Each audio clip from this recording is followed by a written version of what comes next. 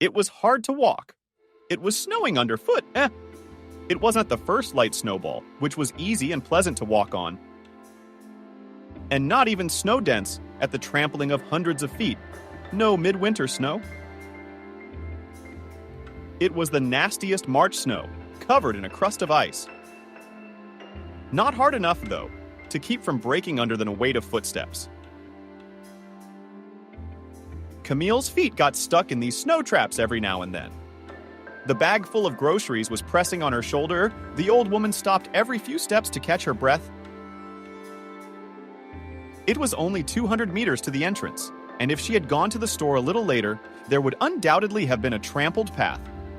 Maybe not too comfortable, but at least quite passable. But Sunday morning senior citizen discounts are no joke. That's why Camille was in agony.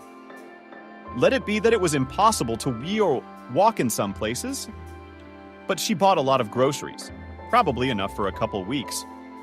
Plus, of course, long-term supplies of cereal, canned goods. What's without that? You never know what might happen. The young people laughed at her, of course, but what do they understand?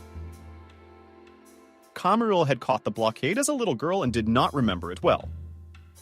But apparently, since those times, on some deep, subconscious level, the feeling of the threat of hunger was clearly preserved. She never ate much, even often malnourished, but she saved precious food for later, just in case she suddenly had nothing to crawl, and there was no other way to put it. The remaining 200 meters, it took Camille about half an hour. The streets of the city were still plunged into murky darkness, frighteningly empty at this hour, so there was no one to give the poor pensioner a helping hand. But that's okay. She didn't even count on anything like that. She was used to relying only on her own strength. Maybe it won't be the first time. And here, at last, was the door. Camille dialed the code on the intercom with her hands, which were trembling slightly from exertion. She didn't succeed the first time. Finally, however, the machine barked nastily, notifying her that the woman could go into her own entranceway. On the opposite side of the door, she paused again to catch her breath properly. An outside observer might have acclaimed that this was the end of the unfortunate pensioner's misadventures. All the victories are almost home. Just a small final tug, and she will be able to turn on the kettle in the naturally soft sofa and properly rest after her difficult but fruitful trek. Only a person who knew nothing of Camille's life, in which nothing ever came so easily, would assume so, and also one who was not aware of the peculiarities of the entranceway in which the old lady lived. And the main one was the elevator, or rather, its absence. That is, not exactly the absence. Technically, it was in the house. Moreover, Camille, buying this apartment, deliberately looked for a variant with an elevator. She wanted some kind of space. She wanted to live on the upper floors, and of course she did not want to climb up the stairs. But as always, her phenomenal bad luck kicked in.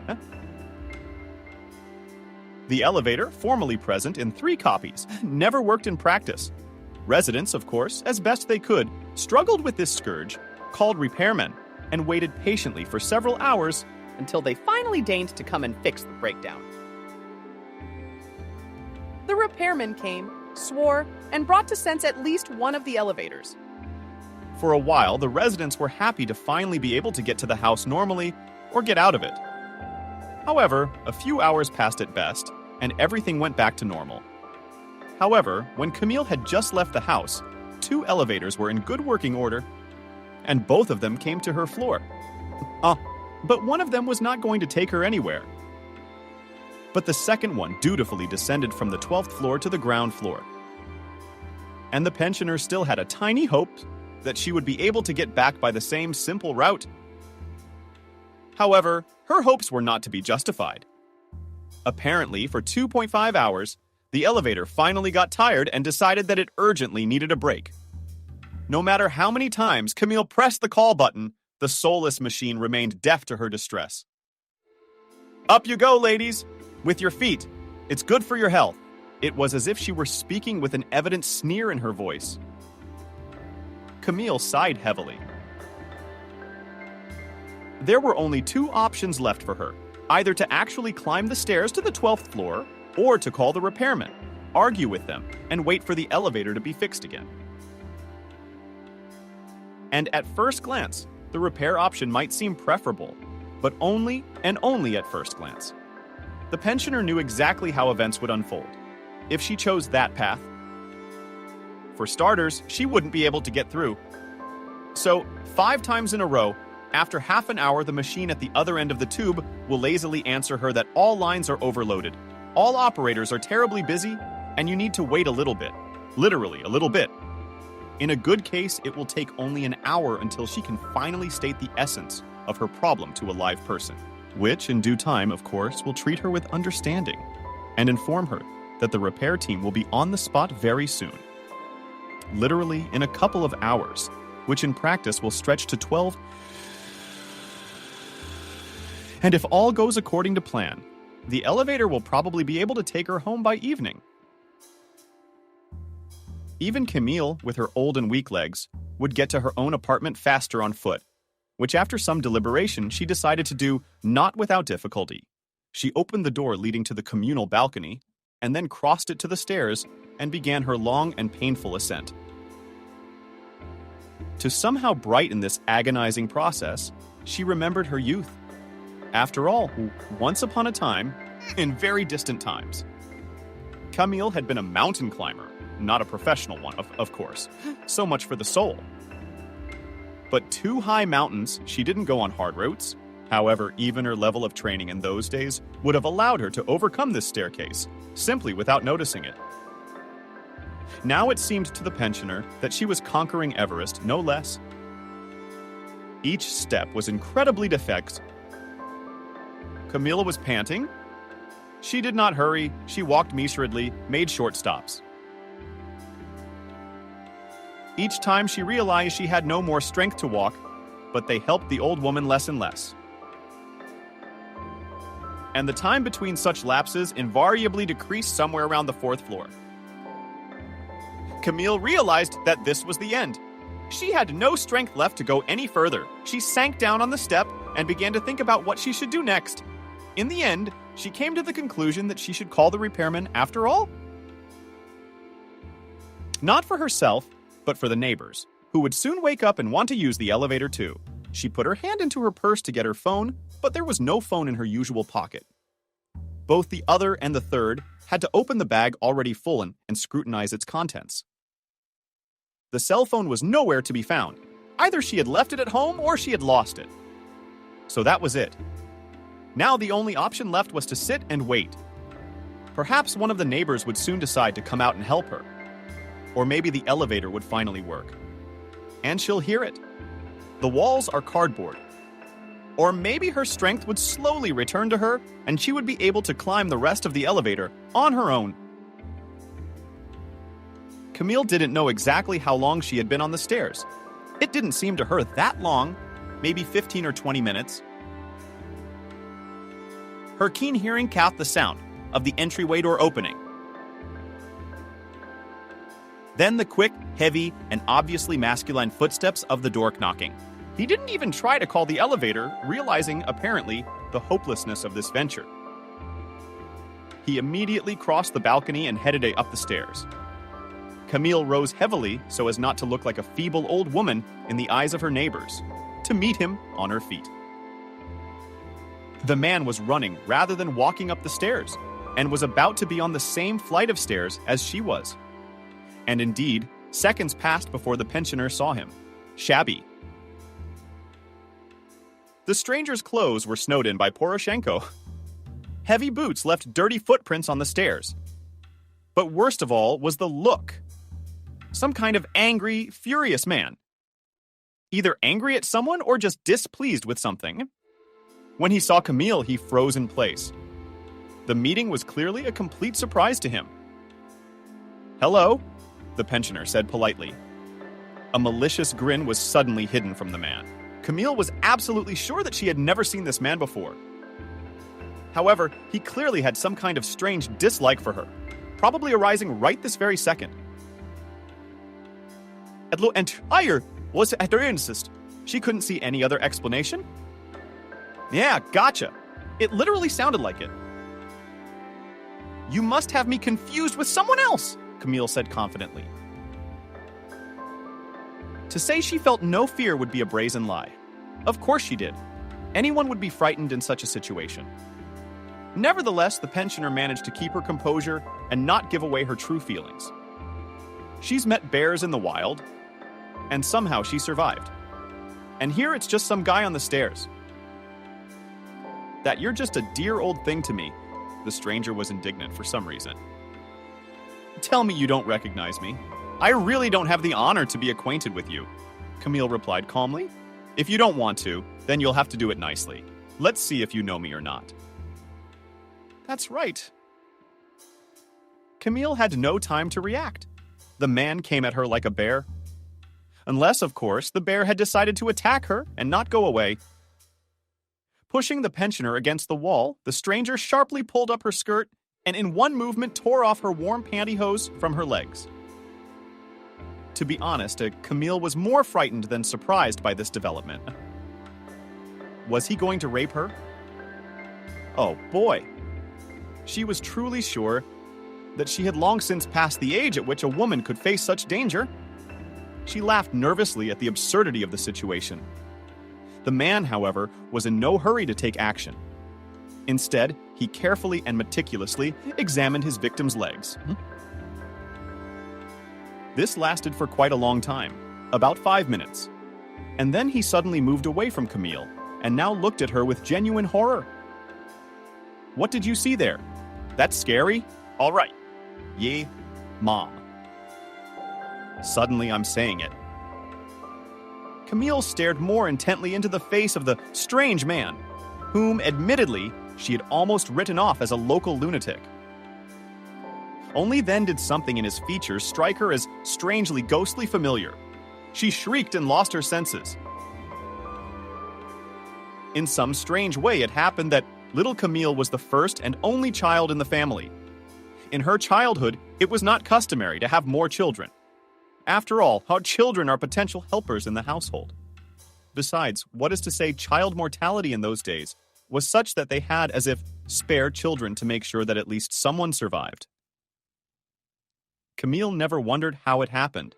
She had always had a very tense relationship with her parents, which did not involve long heart-to-heart talks. Sometimes the girl had the impression that these people did not want to have children at all, and her appearance in their family was an unpleasant, not to say tragic accident. By the way, she was born at the wrong time. Her parents did not tell her anything about life in the besieged city, trying not to touch this topic at all.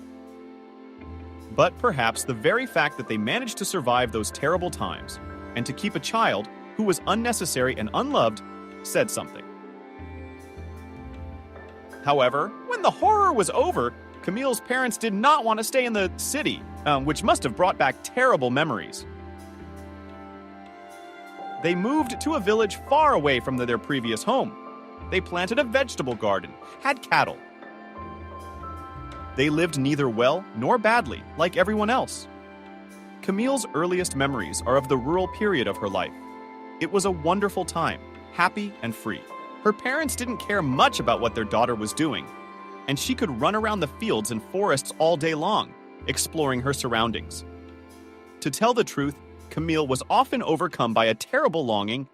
There were practically no children in the village, and those who were, their parents took care of them and did not let them go further than the gate of their own plot. Besides, many of them were busy with household chores. Thus, the girl had no playmates. She was very lonely.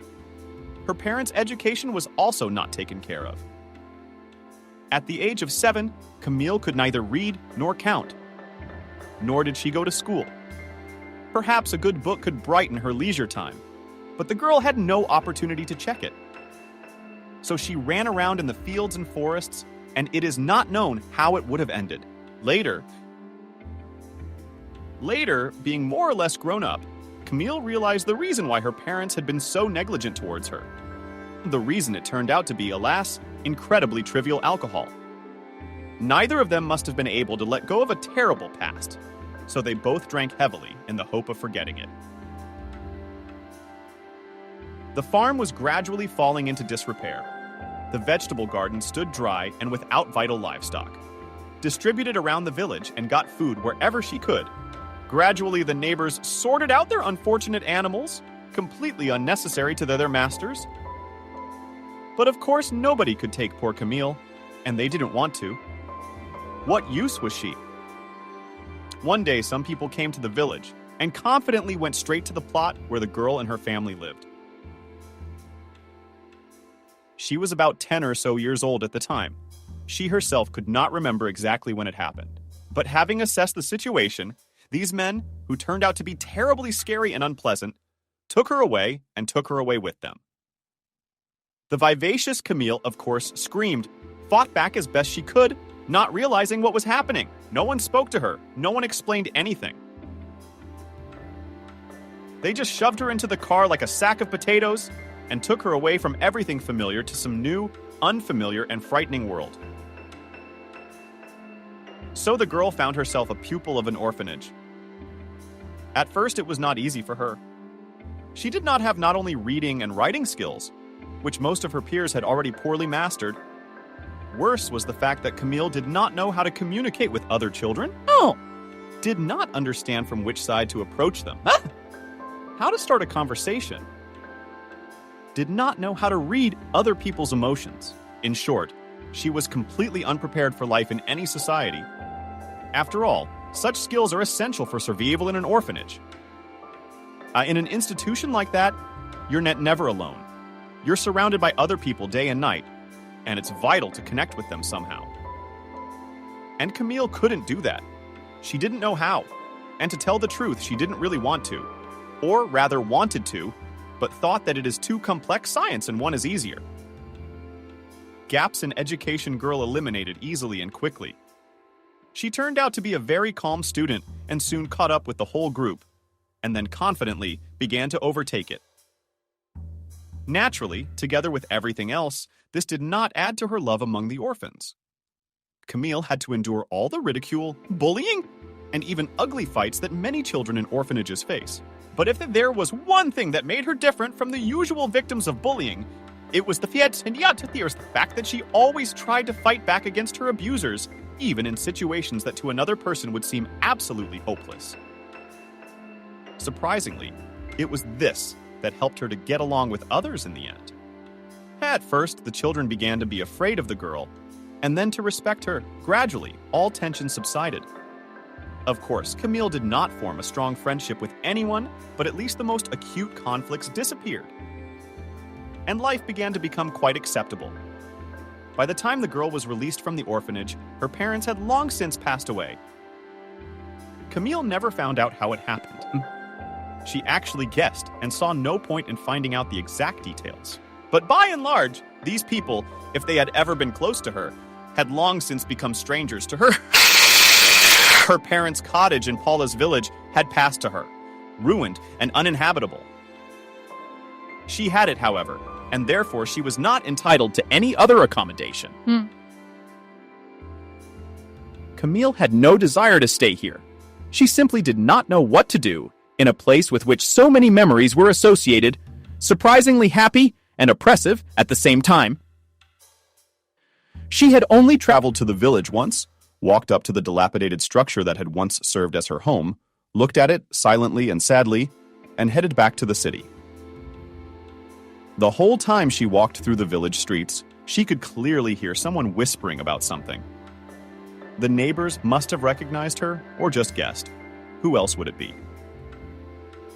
Camille had managed to get into university and get a dorm room. Not that she was that keen on her studies, but she had no problems with her classes. Further, everything was like a rolling red diploma, a work on the distribution of the apartment from the company, of course. A small, and she did not belong, but still some kind of a roof over her head.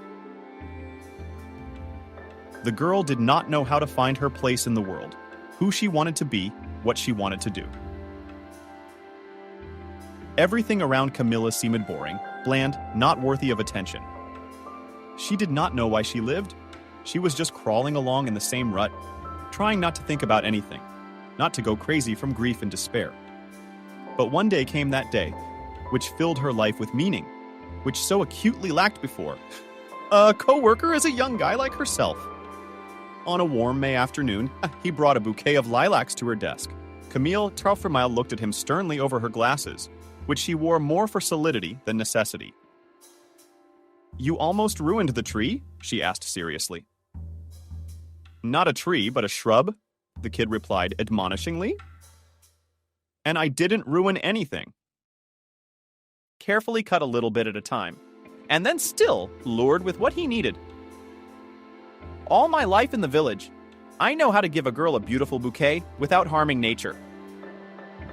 "But, all right then," Camille said, condescendingly. Leave only the vases yourself. "I don't have time for these." She thought that after this strange young man would never dare to approach her again, but that was not the case. A week later, he brought a new bouquet, and then another and another. When the lilacs had already bloomed, it was time for some funny little wildflowers. Different each time, but always very beautiful, they were given to her in the same way. The guy would come and put them on the table in a vase. At first, he tried to say something, but seeing no reaction, he began to do it quietly and silently. Camille gradually got used to this weekly ritual and waited impatiently to see what he would think of when winter came. He would do something. She had no doubts. But the day came when there were no flowers on her desk, no note, and no charming boy himself. Camille could not even imagine that such a small thing could throw her so out of sorts. Leaving for lunch in the cafeteria and returning, she stared in vain into the faces of the employees of the company. The young man, however, was nowhere to be found. And what was worse, she had no idea where to look for him. She knew nothing about him, not his name or what department he worked in. They had hardly spoken. And now Camille regretted it, bitterly. But she was not in the habit of giving up. First, she asked about those who worked in the accounting department, and it turned out to be the right decision. One of the cashiers from the description remembered how she gave this guy a paycheck, and with a little digging, she was able to find his name. Camille now knew that her boyfriend's name was Stephen. She also knew his surname and middle name, and even the shop in which he worked. However, this did not clarify the situation with the head of the shop where Stephen worked. Camille was not on the best terms, because that's why I could not use the easiest way to go to him and ask why the guy is not at work. However, I had an unexpected stroke of luck. It turned out that the boss himself was sick and had been sitting at home for a week. It was rumored, however, that his illness is just a graceful euphemism for the word drunk. Ordinary workers did not like this man. In fact, his conflict with Camille came from the fact that when she saw him yelling at a subordinate, she decided to intervene. Their shouts and scoldings spread them almost all over the not insignificant building of the factory. So now, when the girl came to the shop, she was met there as a real heroine. "Why do you come to us so seldom, Camille?" asked one of them. "I don't have time, guys. I'm all in work." "And now, it must be business." "Disappointed," replied the same man. Camille was ashamed, but she did not remember his name. How could she remember it? "Too many people on business," she replied as casually as possible. "I wanted to know where you were fasting." Just as she said these words, Camille heard some chuckling and whispering among the workers. At last, it quieted down, and someone said, Is he always running to you with brooms? Why would he come to me?" "I just noticed he wasn't here. I thought I'd ask." Camille was indignant. "Right back at you. And we didn't think he'd make it." "Really? Can you answer the question without these vulgar innuendos of yours?" The girl got angry. The workers were somehow embarrassed. They looked at each other awkwardly. It seemed that none of them wanted to be like a messenger who would bring bad news. Finally, one of them resolutely stepped forward and spoke. "Don't worry. He slipped in the hospital yesterday in the dining room." On a soup broken by someone. Yeah, I guess he hit his head too. He lost consciousness, and they took him to the emergency room by ambulance. Me and the guys were gonna go check on him today. If you want, you can come with us. It's not worth it, Camille replied in a hoarse voice. You'd better tell me yourself tomorrow. She turned on her heels and walked quickly out of the room. The reason for this haste was very trivial, for she did not want anyone to see the tears in her eyes. Camille walked quickly, trying not to break into a run, went to the toilet and left it only after half an hour. Outwardly, she was perfectly calm, but inside her soul a storm was raging. She could not concentrate on her work, took in her hands one document, then another, senselessly looked through them with an invisible eye. The letters floated out of the eyes, and in the mind was unable to penetrate any thought except the main one. How could it be so? Camille was terribly worried about poor Stephen's condition and could not understand why. It would seem that he was not her friend, not her lover, just a naive boy. Bouquets for her table. But how would she live without these bouquets if his trauma turned out to be fatal? She knew very well that most often people die not from anything, but from such stupid accidents. The girl could hardly wait until the end of the working day, returned home, and again could do nothing.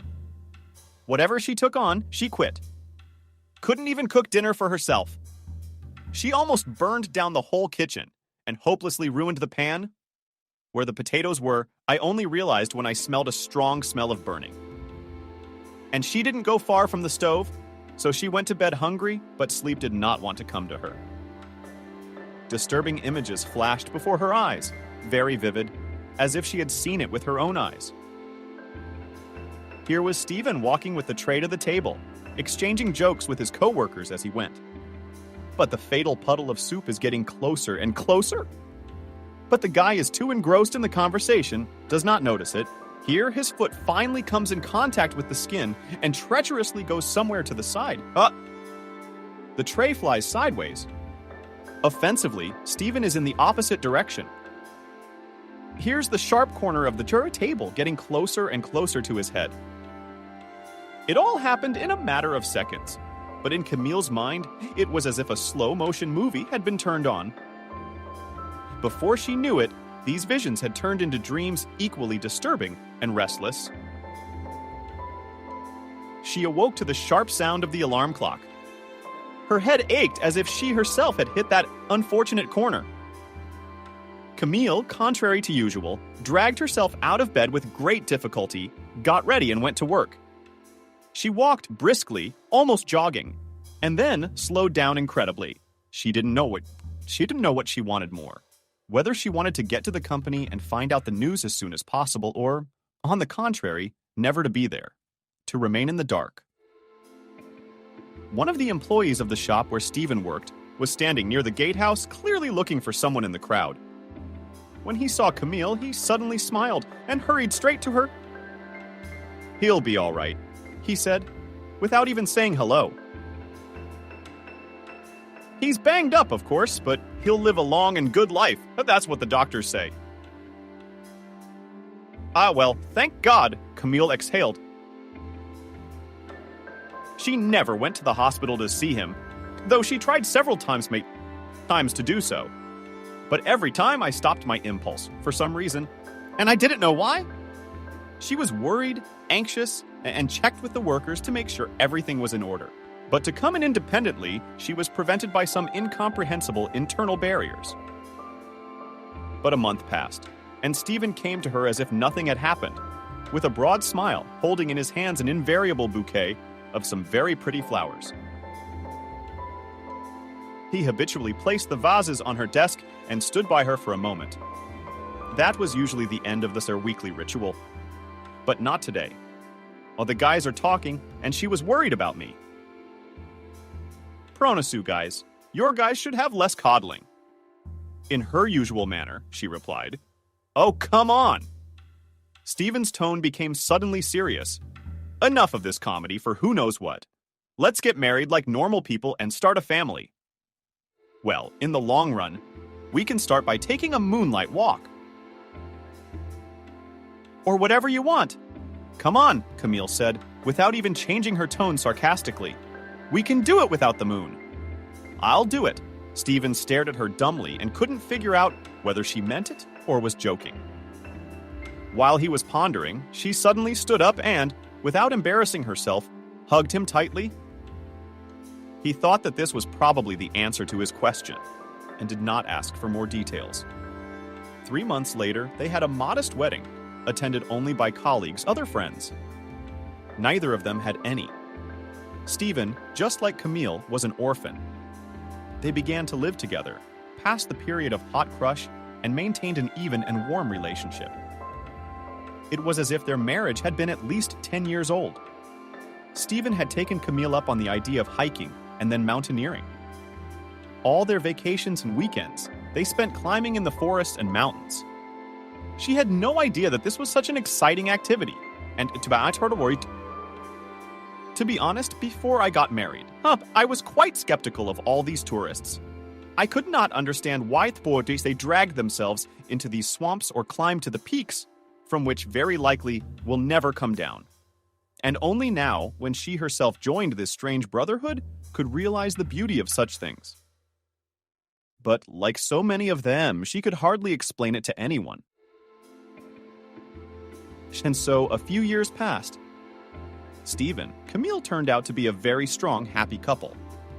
Despite their strange history, their acquaintance was to be even greater. They were brought together by hiking trips in which they experienced many dangerous episodes together, such as the one with that bear. He was quite close. Camille could feel his breath. She could have reached out and touched the stiff brown fur. But for some reason, she didn't want to do that. The big beast was walking along the same path that they were on, straight toward them, calm and serene. As if he didn't notice the uninvited guests who had invaded his domain, the hall froze in place, simultaneously paralyzed by fear and mesmerized by the power, the beauty of the master of the forest. Stephen, however, proved to be more practical. He grabbed his wife's hand and slowly, without sudden movements, led her slings away. They could not go too far. Almost immediately, the unplowed forest thicket began. So they stood quite close to the trail where the bear was walking, frozen, trying not to breathe, as if hoping the beast would not notice them. Though he was certainly aware of the human's presence long before that they could see him. He strode past completely calmly, not turning his head in their direction, nor did he slow his step. By and large, they were of no interest to him at all. They were out of the way, and that was good. And there was nothing to waste his precious time on them. Both Camille and Stephen stood holding hands for a long time, afraid to move. Only when the bear had finally disappeared around the corner did they look at each other, and suddenly, without conspiring, began to kiss passionately. And then, that must have been the day they finally managed to conceive. Of course, from the moment Camille found out she was pregnant, she stopped any hiking, though she longed for the woods and especially for rock climbing. But the life and health of her future son was more important to her than anything else, and she was ready to make any sacrifices. She and Stephen had been dreaming of children for a long time, but it just didn't work out. The boy, who was named Christopher, was born exactly on time. A strong, big, perfectly healthy baby. His parents couldn't get enough of him. Camille felt like the luckiest woman on earth. She had everything she could dream of. A good job, a husband she loved, a happy child. Christopher was growing up well. As they say, gift child even at the tenderest age from him. Almost no cries were heard. He did everything in due time, as if reading the appropriate encyclopedias. In time, learned to walk, talk, without any tantrums, went to kindergarten. Showed the boy's curiosity and sensitivity. Seeing on her mother's long, ugly scar, received during one of the walks, first studied it for a long time, and then he suddenly got some idea in his head, and he asked Camille with fear, "Doesn't it hurt you?" "No, son. It used to hurt. It's gone now." Only the scar remains as a reminder. It's good that it doesn't hurt, the boy reassured himself. Camille Notamel devoted all her free time to her child and did not worry about it at all. All the mountains, or Samir, to her successfully replaced her son's classes. She played with him, taught him to count, to write, when he was just 4 years old. I think Christopher took after his mother, and he learned as easily as she did. And when he's a little older, we can start taking him camping. To teach him good things from childhood, she told her husband. He, however, was not satisfied with this arrangement. Stephen longed for the mountains more than his wife, and he had been climbing at a much more serious level. He was not at all comforted by the thought that in a couple of years, they would be able to start climbing some simple children's routes. He wanted to get serious right now. In the end, Camille couldn't take it anymore. She couldn't bear to see the man she loved suffering and suffocating in the city. So she told him to go somewhere else and get away. What about you? Stephen asked. Why, don't you think we can manage a couple of weeks without you? The wife said in a shameful tone. And you won't get around if I go. I promised to raise my son with you. And you, raising him with me. So you don't have the right to rest. I don't think so. And then maybe I'll go somewhere without you. They both knew very well that would never happen. Camille could hardly leave her beloved boys and go on vacation. She would have been gnawed with anxiety about how they were, whether they were all right. But Stephen was of a different mind. His wife saw nothing wrong with it. So he went to the mountains, and at once he chose a rather difficult route. None of them then did not think that such a step is a clear mistake, which could lead to irreparable disaster. It would have been worth it to try something lighter, to train, to restore the former form. But Stephen was eager to fight, and everything else seemed empty and unimportant. Camille never waited for her husband to come back from that camping trip. 10 days after his departure came some disturbing news. The group in which her husband was traveling had stopped communicating. No one knew what was wrong with him. There wasn't even an exact place to look. And having abruptly ruined the landing gear, the weather prevented rescue teams from moving in immediately. It took another 2 days before the search finally began. The saddest part was that the last members of the group, Stephen among them, were only a few hours short of help. The entire crew perished over the rafts of a sudden snowstorm and lost some of their tents and other equipment. Camille was once again alone. She had a small child in her arms who did not understand anything and every day asked why his father was not coming back. What could she say to him? Nothing. She didn't answer anything. She just cried and cursed herself for having, in fact, sent Stephen on this trip herself. She stopped showing up for work the first week. It was tolerated. Everyone knew about the tragedy.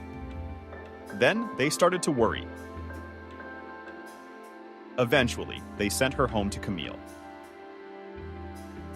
Some of Stephen's friends to check on the situation, to see if everything was okay and if they needed any help.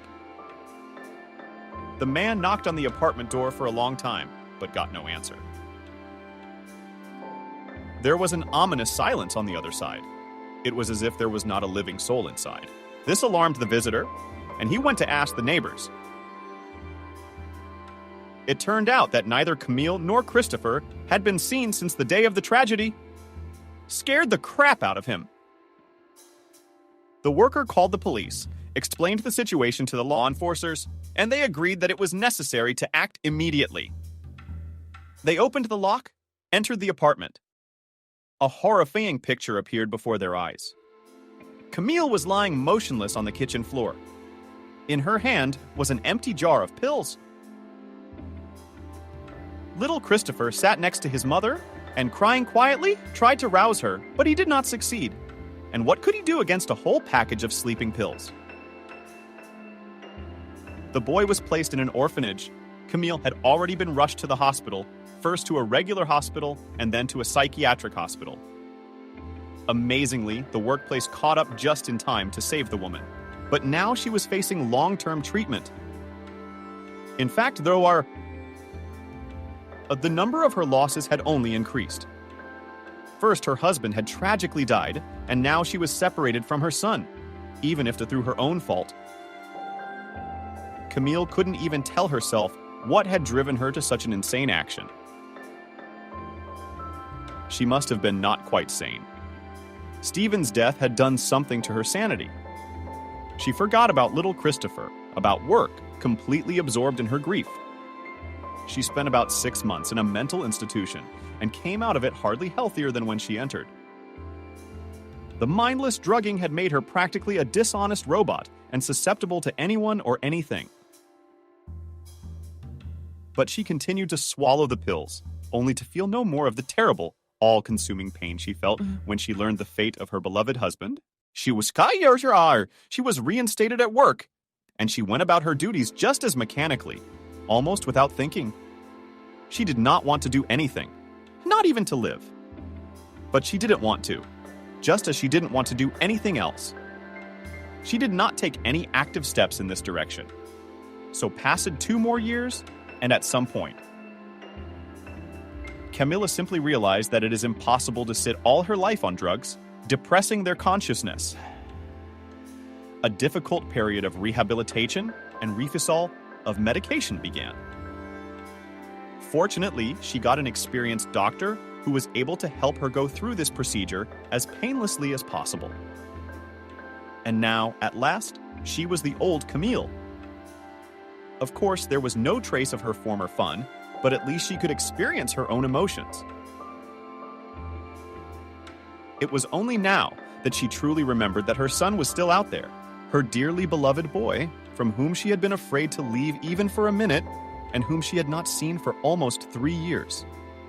She had tried to find him, of course, but no one had been willing to help her. Not only was Camille not allowed to see Christopher, she was not even allowed to know which orphanage he was in. No matter how hard she tried, no matter what doors she knocked on, it was all in vain. Legally, she no longer had anything to do with her own child. Camille let no one else into her heart. So she lived alone, just as she had before, diving headlong into her work. Gradually, the grief was forgotten, but the feeling of emptiness and meaninglessness did not go anywhere. So, and lived to retirement, and then to the day when there was a fateful meeting on the stairs. Christopher could not understand what had happened when the police came to their house. At first, he even rejoiced. Now they will help his mom. She will come to her senses, and everything will be as before. And then, of course, they would listen to his bitter story and help him find the missing man. Dad, the family will be reunited, and everything will be even better than it was before. But for some reason, they were in no hurry to put this simple plan into action. Instead, they started searching their house for some reason. Then the doctors came, Took Mom away, probably to the hospital. That was good, but Christopher wasn't allowed to go with her. And that's what he didn't like. For probably the first time in his life, he screamed, and that's when one of the policemen slapped him on the cheek. It didn't hurt, but it hurt like hell. Shut up, brat, I said rudely. Now we'll decide what to do with you. You don't have to do anything with me. I want my mommy back. "Give me my mommy and daddy back," screamed Christopher. "You'll never see your mommy or daddy again." The same policeman told him with a sneer, "Now we'll take you to a place where you'll learn how to behave." And they did take him where they dragged him. And he, like his mother many years earlier, tried to scream, to fight back. It was all in vain. They put him in a car just like that, brought him to the orphanage, and handed him directly into the hands of a stern-looking woman. From that very moment, Christopher madly disliked policemen. However, for several years, he waited for his mother to come and take him away. She loves him. How could it be otherwise? He tried to behave well, to obey the stern. Always dissatisfied teachers. Otherwise, they'd tell her he'd been a bad boy. And she, of course, would be terribly upset. Then he got older and looked at the situation differently. he came to the conclusion that since his mother still hadn't taken him, she must be dead. For some reason, this thought didn't shake him as much as he should have expected. Perhaps he was just too tired of the endless waiting. He almost hated his mother for not taking him away from this horrible place. A little less, he was looking forward to his father's appearance. He'd just been on a camping trip, and then he'd probably come back.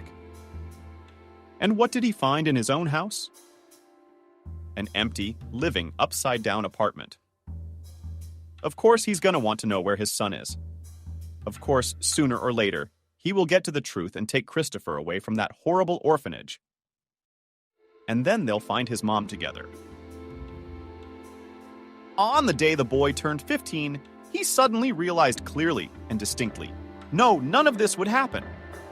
It was time to let go of his childish dreams. No one would come and take him away. They had either forgotten about him, or they were now living some sort of their own probably good life, or he was all dead. Either way, his parents couldn't be counted on. And since that was the case, good behavior could be neglected. And why? No matter what he did, the educator still looked at him askew, constantly made some ridiculous remarks, as if he was already considered so bad. Why disappoint people? You have to live up to their expectations. So Christopher, as they call it, went on a wild goose chase. At first, he just ran away from the orphanage, slept on the street, at the train station, in some open entrances or basements. He started getting into fights. It must be said that Christopher's memory was phenomenal. If anyone ever made a careless joke or said a bad word, he was to be seriously feared. For now, the boy had decided it was time for revenge. The educators grabbed their heads, but could do nothing. To any exhortation and punishment, the boy remained deaf. As time went on, things became much more serious. Now, Christopher sure not only ran away from the orphanage, but also began to steal small things. Of course, then a bun from the store stole, then sloppily sticking out of someone's pocket 10 rublevka. He did it, however, more out of sporting interest than out of any motives. A couple of times after such pranks, he was even caught by the police. But everything ended with simple warnings, which Christopher calmly passed over his ears. His dislike and contempt for the guards of order only grew. The confidence in his own impunity grew, of course. So, incessantly fighting with the system, and at the same time with all the people around him, the boy reached his 18. On leaving the orphanage, he received a modest apartment in a new building on the outskirts of the city. On the top floor, with a perpetually non-functioning elevator, sympathy for the status quo, and it certainly did not add to him. Christopher did not apply to an institute or get a job. Instead, he did what he knew how to do best: steal and almost never get caught.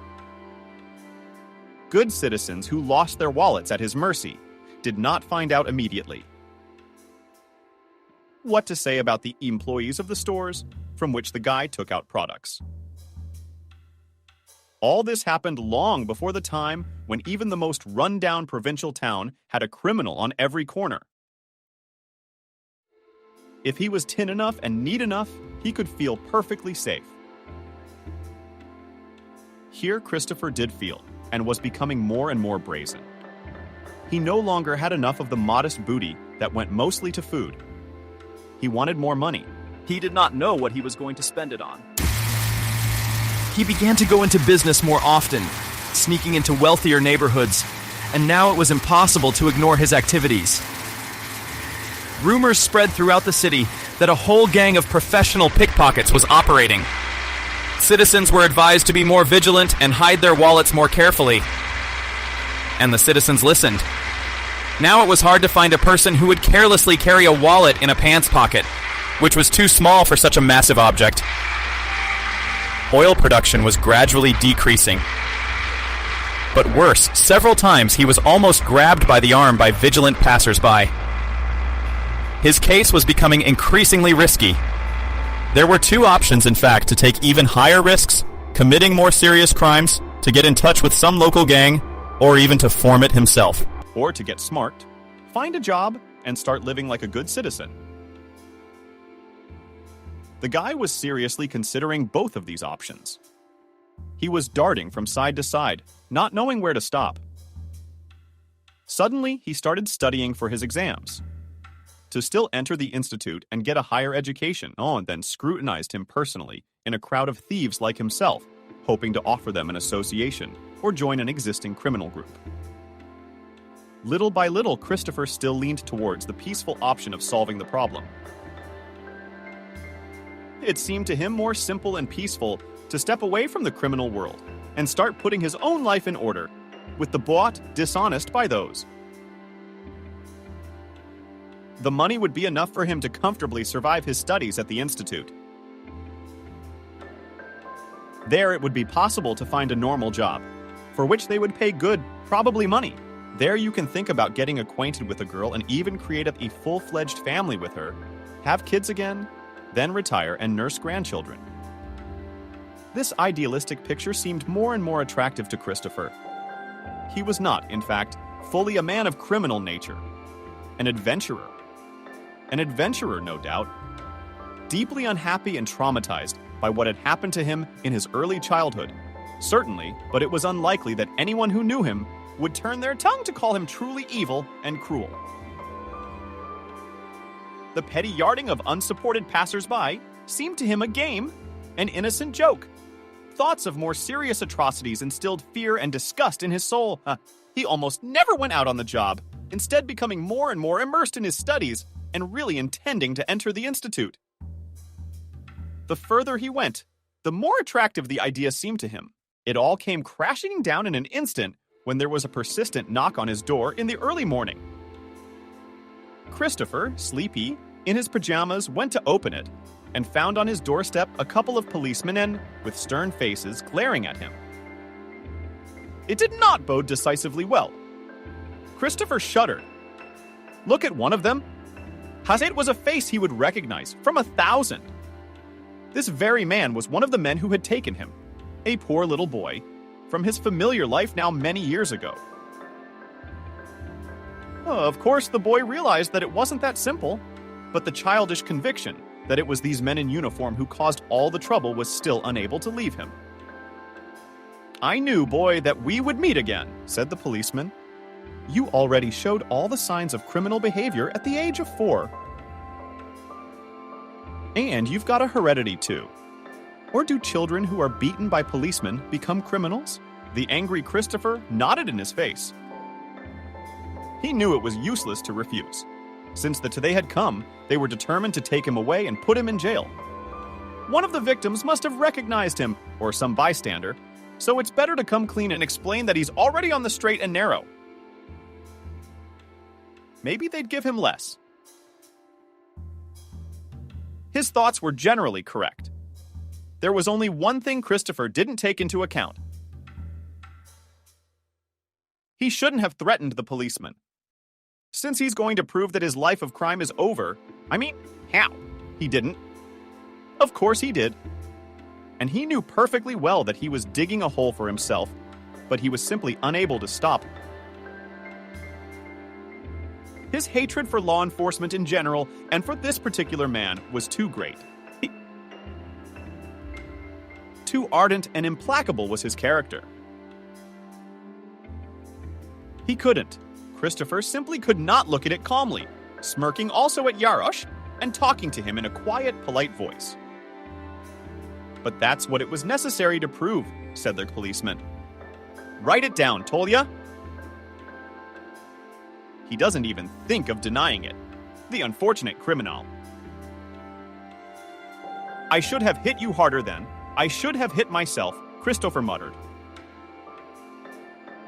It was as if he sensed what would follow these words.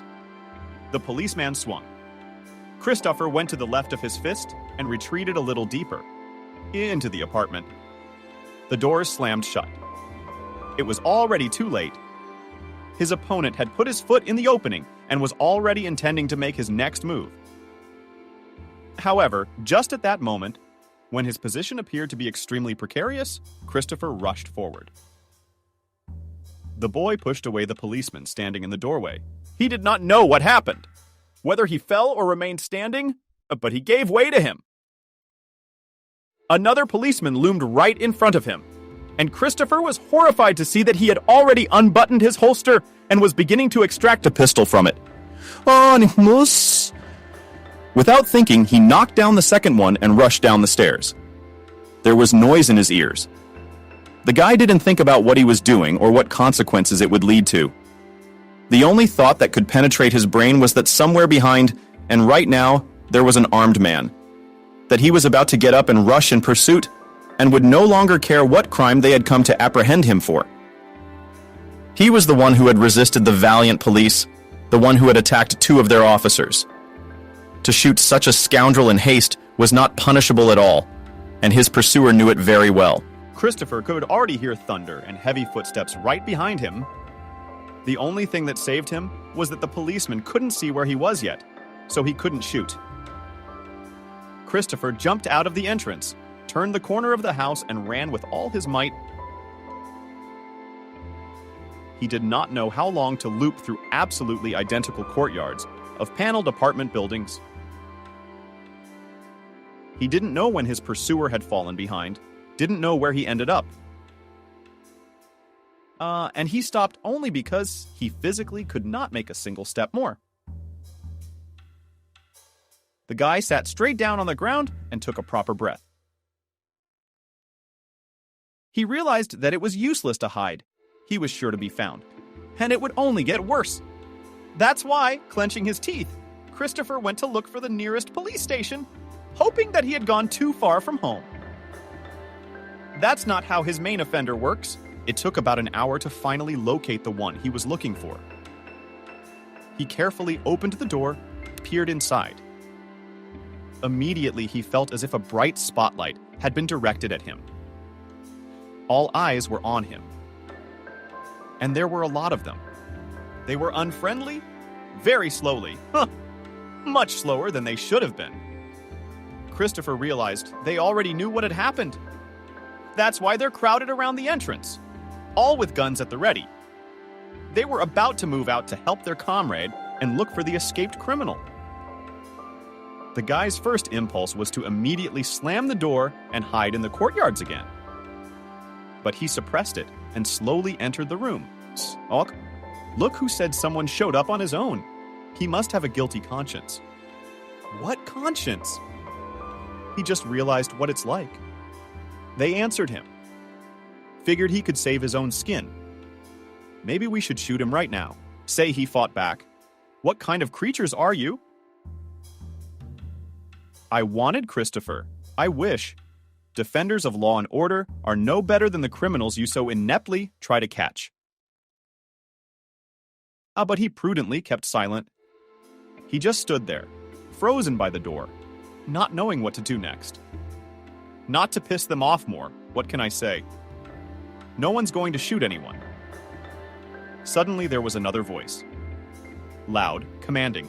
Can't you see? The guy without a gun came to surrender. Put the gun down and take him to the interrogation room. But, Comrade Major, he started timidly. Shut your mouth and follow orders. Waitily answered him. Christopher was not even led, but practically dragged into the interior of the department. He could no longer not only resist, but even just move his legs independently. Suddenly, the guy realized that the situation apparently is much more serious than he thought, although he did not fully understand what exactly is the essence of the problem. Eventually, Christopher found himself in some kind of scary, practically empty room. There were only 2 stiff tables on opposite sides of a metal desk, and for some reason, there was an atmosphere of unimaginable eeriness.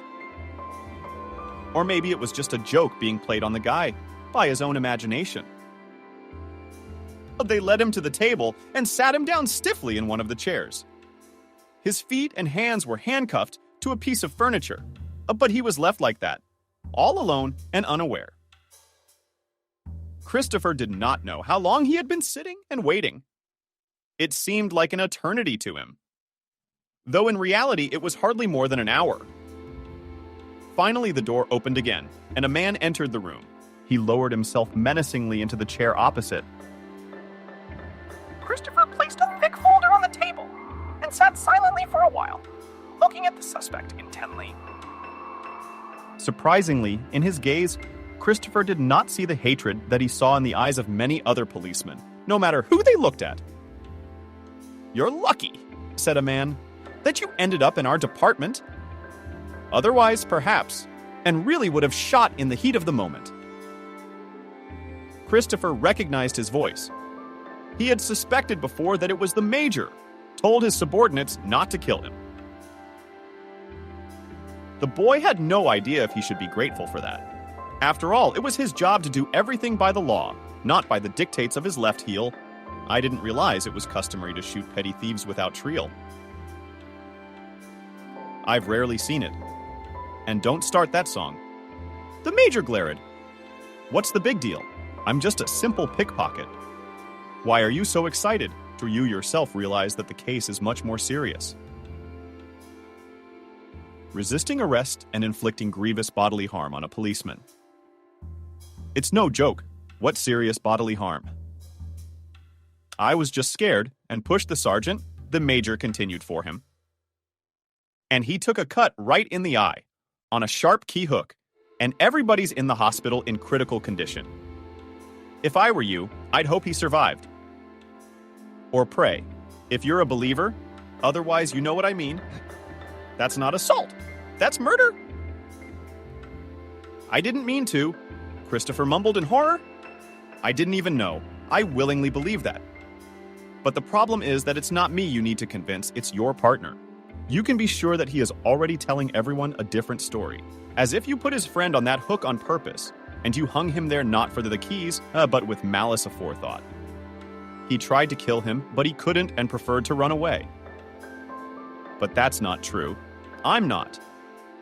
Who do you think will believe you, a petty thug or a respectable policeman? I've read your file. In the orphanage, you were always fighting, running away, stealing. Then you got out again. Never worked a day, lived by stealing. There are many witnesses who remember your face well.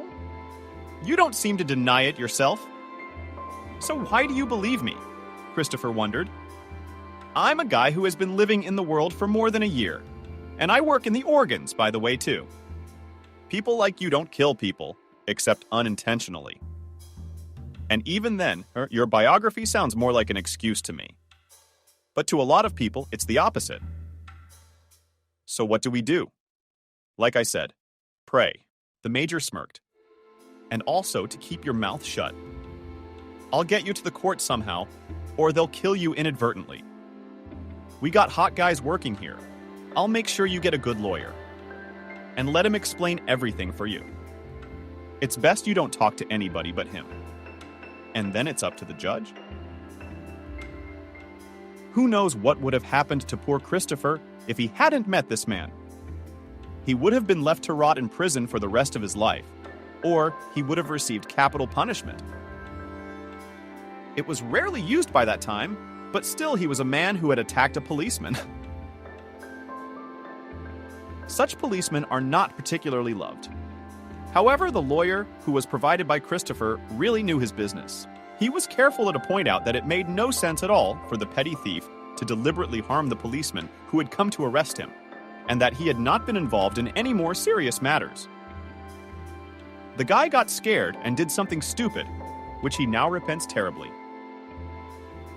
Here very opportunely came the news that the hospital managed to stabilize the surgeon's condition, and his life is no longer threatened.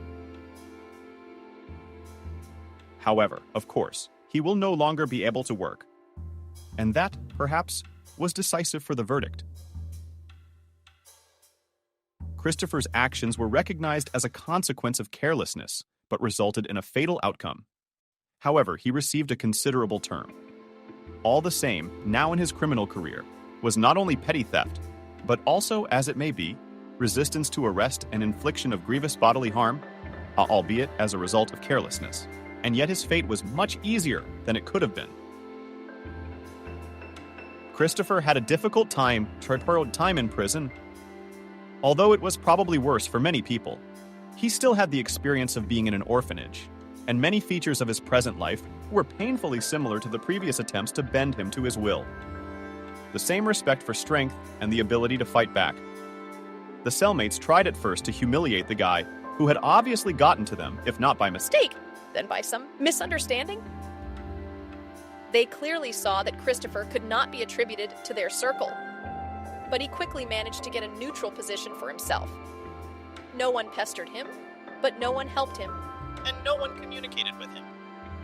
They simply ignored him, as if he were not even here.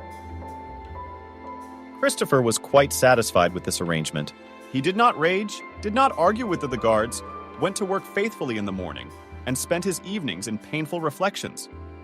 Later, he was given access to the prison library and even allowed to read in his cell for good behavior, but they did not agree to release him early. So Christopher served from call to call, but quietly, not getting involved in any new story. He came out already, not an old guy, but quite an adult man, however, has not received in this life Any other experience except criminal. The time for studying and building a career was hopelessly lost. And where would they take him with such a past? The easiest option would be to go back to the old ways and start stealing again. And a lot of people would have chosen that situation. But not Christopher.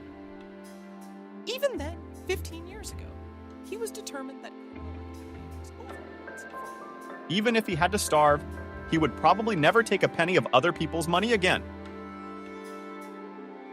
This whole story had already cost him too much, and he was not going to step on the same rake again. After a long search, he finally found a man who hired him as a simple loader. Nothing special, of course. The salary was small, but Christopher had enough to live on.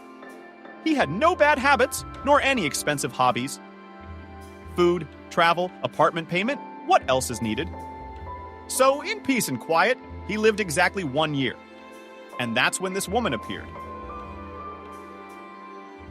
First, he noticed her at the bus stop in the early morning. There were only 2 people waiting for the bus. He was on his way to work and where she was going. Christopher was afraid to think. It was January, and she was wearing a miniskirt, even without pantyhose, and high heels. And the fashionable jacket could hardly be called warm. The man's mind involuntarily began to think about what kind of profession this lady must be. The only thing that contradicted this theory was her age. By the looks of it, she was already well over 40, or even a little over 50. Not exactly the right category for this kind of activity, but maybe in the past. Christopher caught himself staring at this strange lady for several minutes, and hurriedly looked away from the cobra tattoo on her thigh. Luckily, a bus pulled up, and he hastily jumped on it. Even more fortunately, the lady was obviously waiting for some other route and was not followed.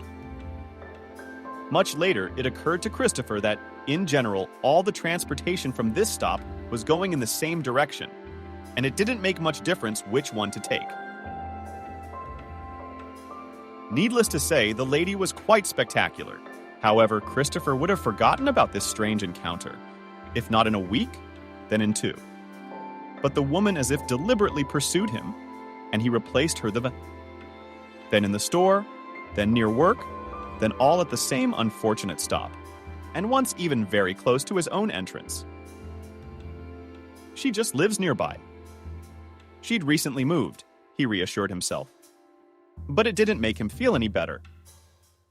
The thought of her living somewhere nearby was starting to scare him. The image of her looking down from the stranger's hip with a completely hypothetical gaze. If Christopher had a gut feeling about anything, it was the underworld, and the lady obviously had something to do with it. Finally, after a couple months, the inevitable happened. The doorbell rang, and he saw this woman through the peephole. His first impulse was not to open the door, pretend he wasn't home, hide, crawl under the bed, anything to avoid contact with her. After all, he doesn't have to open the door to anyone. It's got to be some kind of setup.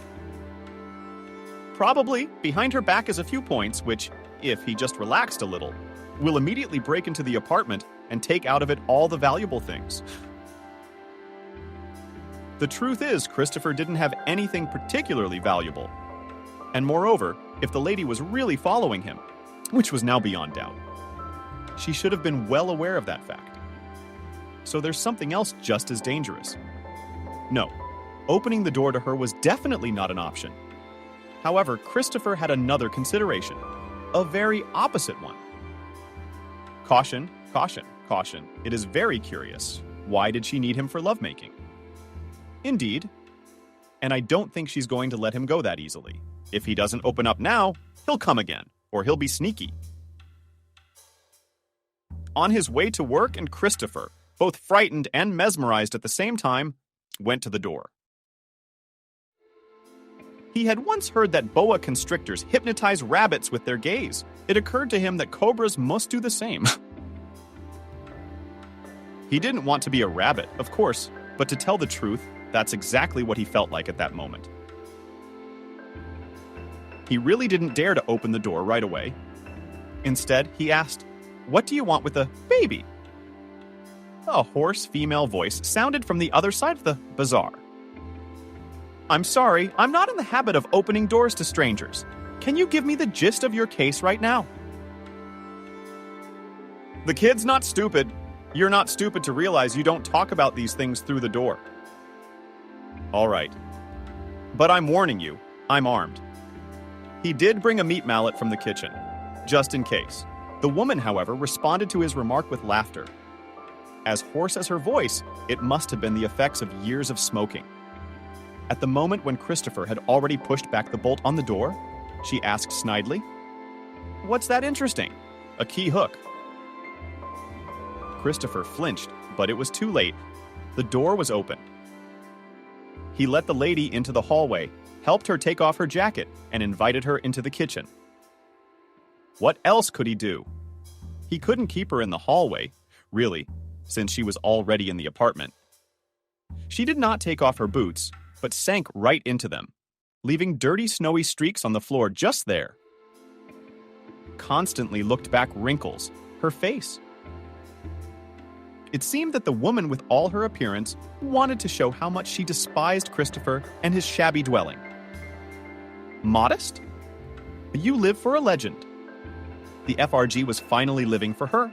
"I'm not quite sure what you mean," Christopher replied politely.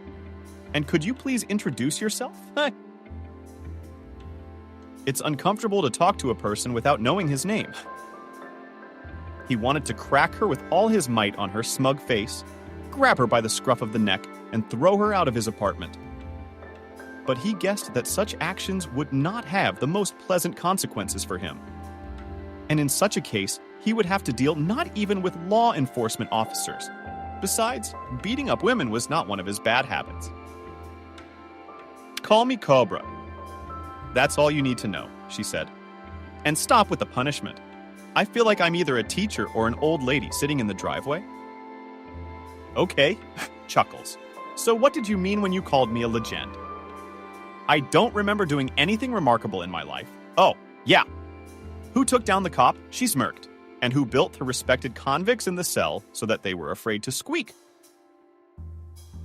"I'm afraid my words are a little exaggerated," Christopher modestly remarked, but did not want to go into details. Let him rather think of him as an experienced criminal. Prison experience told him that such people were treated with some respect in this environment, and therefore there would be a better chance that they would part peacefully and calmly as far as possible. As you've already guessed, the Cobra erupted. "You do a hell of a job. You're working as a loader." "Boring, mother-in-law. Hey, if you were as good as they say you are, you would have found a more interesting business long ago. In fact, I was just about to offer you one." "No, you're in the wrong place. I don't do that sort of thing anymore." "Get the hell out of here before you call the cops." "You shouldn't do that. You don't scare the cops. How am I supposed to leave after this?" You can't. You do call the cops, and you know my face." "That's not good. If you drive right now and stop dangling in front of my eyes, I will quickly forget what you look like, he assured me. Oh no, darling. That's not the way it works. We need you, and we always get what we need. So either you go into business with us, or expect visitors tomorrow. And rest assured, your flimsy one won't stop them. And even if it does, don't forget, I know where you work, when you go to the store and what bus you take. What do you want from me? Asked Christopher, trying to keep his cool. It wouldn't be hard for you to find out the code. To the safe in your boss's office. There, you see, lie very important documents, which are very much needed by respectable people. See how easy it is. Nothing more will be required of you, since you're so cowardly to get involved in the real thing, huh? Though, of course, if you come with us, your loot will be greatly increased. I'll think about it, Christopher said briefly, trying to push her back toward the door. Think fast. I'll come to you in exactly 40... And hopefully you'll be a cat by then. Otherwise... She did not agree, took her jacket from the hook and literally jumped out of the apartment with grace, unexpectedly for such a very young woman. Moreover, moving on large amounts of man wanted to throw her after. The same damn meat mallet he'd been clutching in his hand throughout the conversation without even realizing it. Asa, but he didn't. And she left quietly, taking with her the rest of his calm and measured life. However, it was clear that even if he had given in to the impulse that had arisen, it would not have corrected the situation. On the contrary, it would have made it worse. Christopher was in a state of near panic and had no idea how he should proceed. He went into the kitchen, put down the hammer, picked up a mop, and began scrubbing the floor, trying to distract himself from his problems. He couldn't get his mind off it, though. Stupid thoughts swirled in his head, giving him no rest. What should he do? What to do? What should he do? He could threaten the Cobras to the police as much as he wanted, but he knew perfectly well that he himself would never go there. All his meetings with representatives of the law had not ended well. In addition, Christopher was sure that the bandits who tried to recruit him continue surveillance. Most likely, he would not even make it to the station. Right now, he shouldn't even be looking in that direction, just in case. On the other hand, he didn't want to set the chief up either. He'd gotten into the position, hired the man, despite his criminal record, and so it would turn out that he had believed for nothing. For nothing. I wasted a chance to get black in gratitude in return.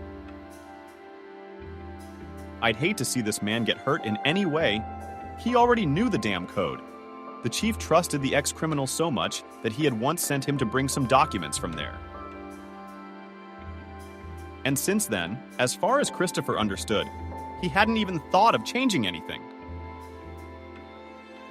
He could have said so right now and gotten rid of the problem for good. But he hadn't. On the other hand, his own life was somehow more valuable than his boss's property. Besides, Christopher was sure if he didn't call the criminal a code, things could only get worse. Who knows what these people are capable of? They won't stop. They won't give up their plan. They'll probably try to get coffee from the chief himself. So even if he decides to martyr himself, it's unlikely to do any good. The next time Cobra showed up, he didn't open the door for her, just silently slipped the sheet with the code written on it through the K-hole. She took it, examined it meticulously, and said, "Minyu, if you're fooling us, I thought it would only make things worse. Nothing of the sort." Deafeningly, he replied, "Did you get what you wanted? Go away and don't come back." She must have wanted to say something else, but she didn't. He could hear the loud push of her heels against the strong tiles. As she moved away from his apartment and hoped he would never run into that woman again, or anything else related to the underworld. Cobra, indeed, never came back.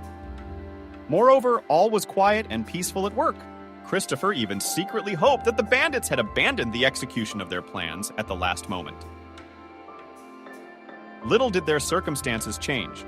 Of course, he realized that the likelihood of that was slim to none, but hope dies last. He wasn't even surprised when the police showed up on his doorstep one of the following days. And they mockingly left the sheet with the code written in his hand, right in the sack, scrubbed it to the ground. Oh, they did not spare not only the chief himself, but also his entire family. Wife, children were all found dead in their own home.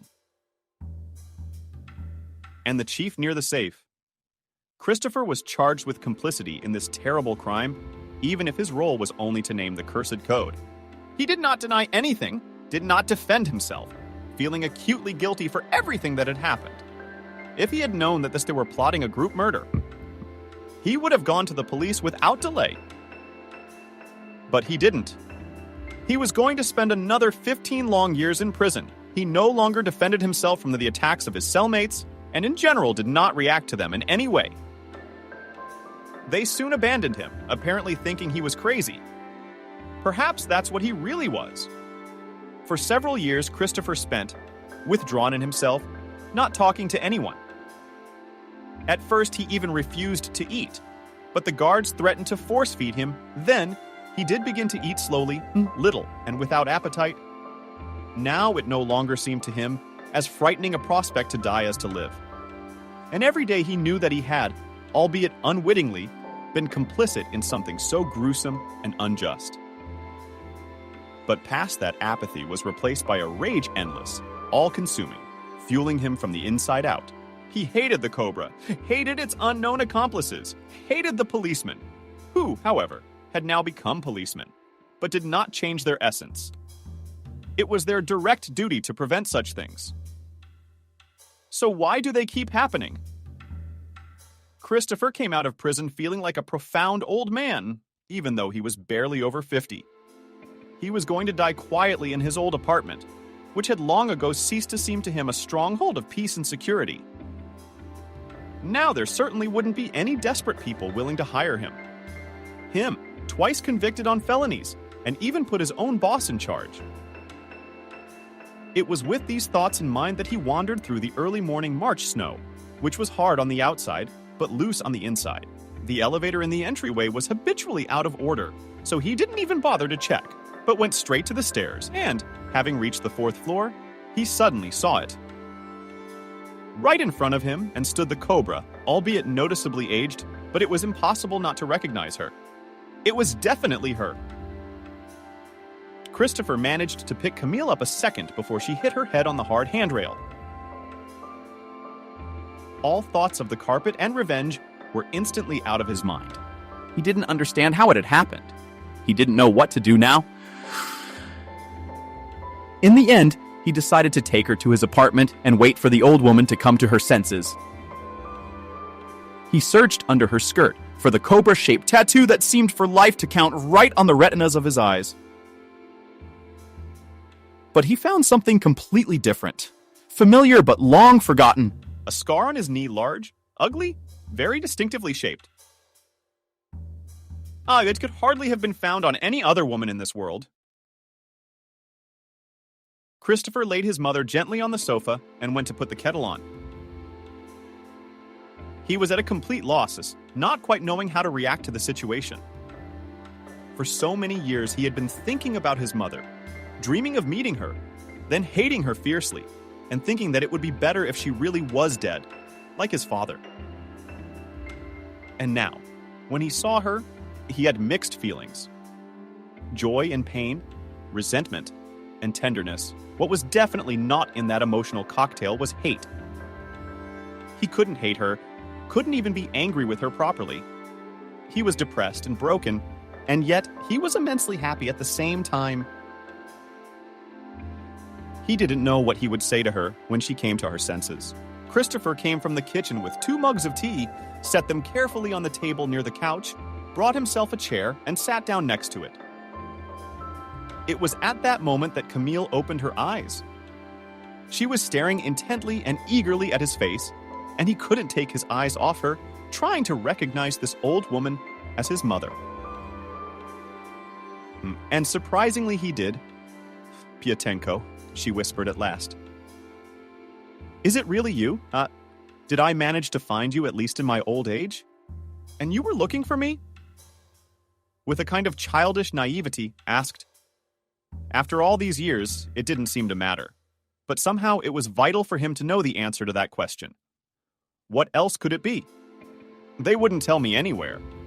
I searched every orphanage I could get my hands on, but I never saw you. They wouldn't give me any information.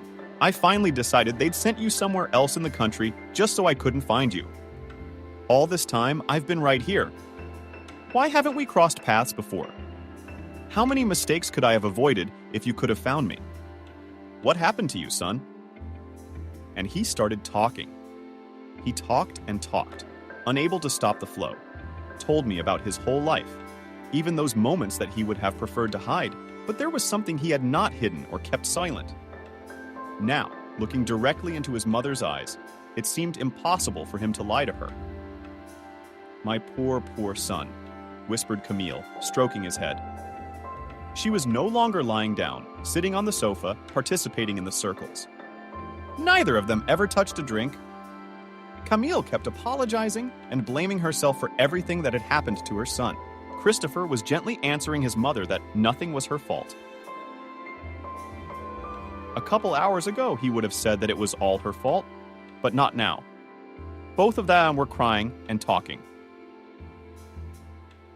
And it went on for several long hours. Finally, Camille asked her son a very important question. It had been forgotten in the background of everything else, but now that the emotions had faded a little, it was impossible to think about this fact. But why did you confuse me with that horrible cobra woman? Sighs, Christopher visibly darkened. He had almost forgotten about Cobra's existence, but now the memories came upon him with renewed vigor. He took another hard look at his mother's face. Many differences were already visible now, small but quite distinguishable. Even the very expression of her face was quite different. However, the resemblance was still incredibly clear. She looks a lot like you, he finally said. These words came to him with great difficulty. Comparing his own mother to this woman seemed to him unacceptable. Unacceptable, simply indecent. And Christopher hastily added, outwardly, of course, there's a striking resemblance, to be honest. I never thought such a thing was even possible. Everything is possible. You, for instance, look a lot like your father. I suppose if he'd lived to be your age, he'd look something like that. Neither of them ever brought it up again. It was useless. It wasn't. And it was extremely painful for both of them. And they had enough to discuss. It seemed that mother and son wanted to talk. For all those almost 5 decades that they were in forced separation from each other. Christopher went to visit his mother every day and helped her with shopping and small household chores. She, in turn, fed him from her modest pension. It was hard, but how could it be otherwise? Work he quite predictably couldn't find. Just by looking at his 2 criminal records. Potential bosses would change their faces and extremely politely, but firmly refuse the man. In the end, Camille managed to do her son one last invaluable favor. She went to her old company and persuaded the director to hire Christopher by any means necessary. He, of course, was not too keen on it, but the woman's authority, having worked at the same place all her life, did its job, and the boss finally decided to give her son a chance. Christopher, when he heard about it, was jubilant. He certainly wasn't hoping for something special, something good. I'm sure he'll be a longshoreman or a janitor. So what? He was not afraid of any job and was in dire need of earning, even the most modest. However, the boss had arranged a real interview for him and decided that the best fit for the tout man would be a security guard. Christopher could hardly refrain from jumping like a schoolboy for joy. There was a security guard right in his office. It even sounded solid, and the salary implied more than some janitor. He was determined to justify the trust placed in him and performed his job duties faithfully. A year later, Camille, as if having fulfilled her destiny, passed away.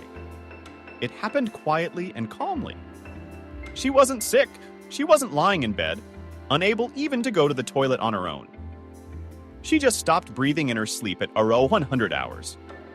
Christopher, who as usual came in the morning to check on his mother, found her in bed. It was as if she was asleep and having the best dreams. A smile was forever frozen on her lips. The man grieved terribly, having once again lost the mother he seemed to have just found after so many years of separation. He realized, however, that such an outcome was inevitable. The woman was no longer young and had not lived the easiest life. Sooner or later, it was bound to happen. Therefore, Christopher's grief was probably not too acute. He did not commit any madness, did not go on a bender, did not debauch, but just quietly, mournfully organized the funeral, and went to his mother's grave every week to keep it clean and in order. Then the pain of loss gradually subsided. Christopher quietly lived modestly in his apartment, having begun renting out what used to be his mother's. He had so much money now that he didn't know where to spend it. It would be useless to save for his own funeral, and there would be no one to bury him. The man felt his own loneliness more keenly than ever. And finally, he came up with an idea of what he could spend some of his savings on. There was one thing in this world that kept him from finding complete peace and harmony with himself. He never knew why Cobra had turned out to be so much like his mother. And now, at last, the man had a chance to find out. He went to the private detective's office and explained the situation as best he could. He spent a long time with his tongue, studying some of Camille's documents and the scanty information Christopher had given him. Finally, he looked at his potential client through the thick glasses and said, "I won't lie, it's not an easy case.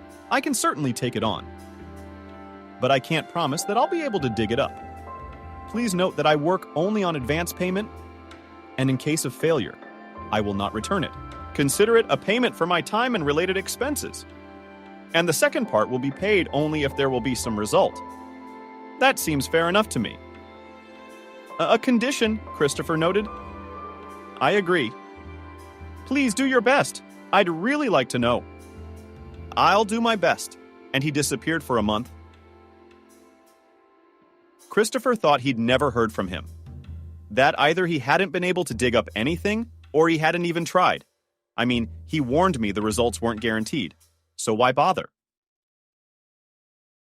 However, his reasoning was not fair at all.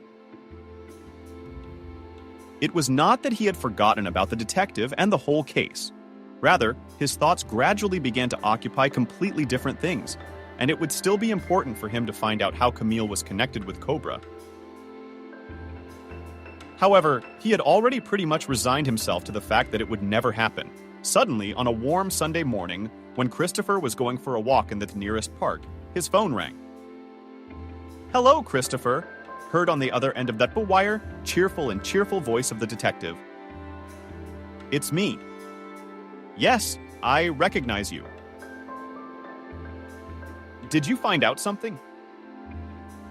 "I found out absolutely everything," he said smugly. "If you're not busy, let's meet at my office in a couple hours." So they did. And very soon, Christopher was convinced that the detective had not lied.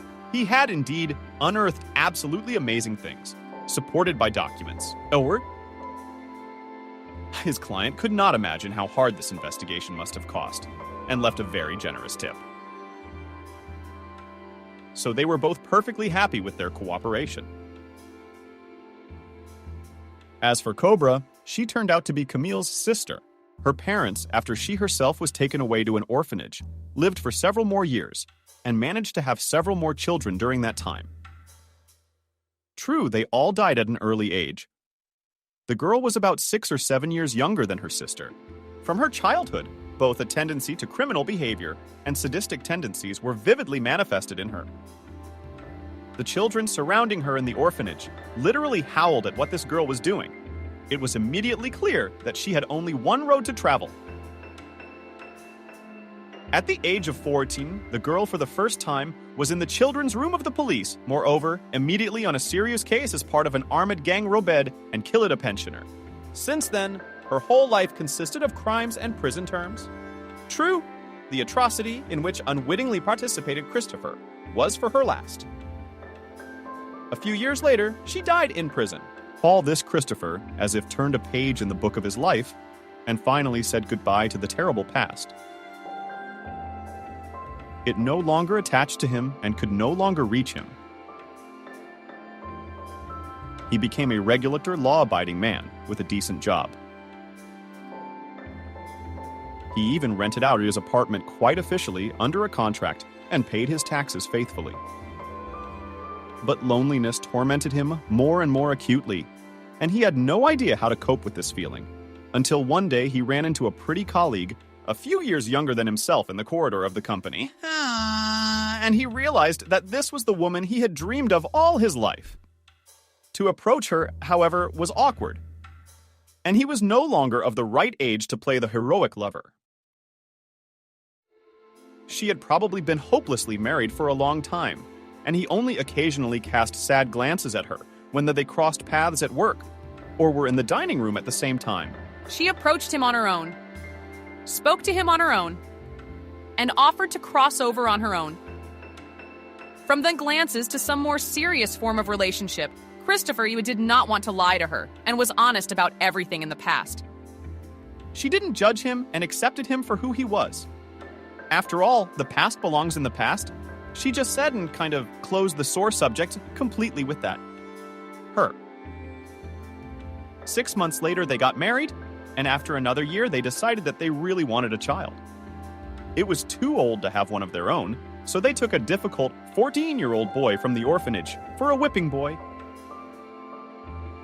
It became a kind of atonement for their own sins, because living in a loving and caring family,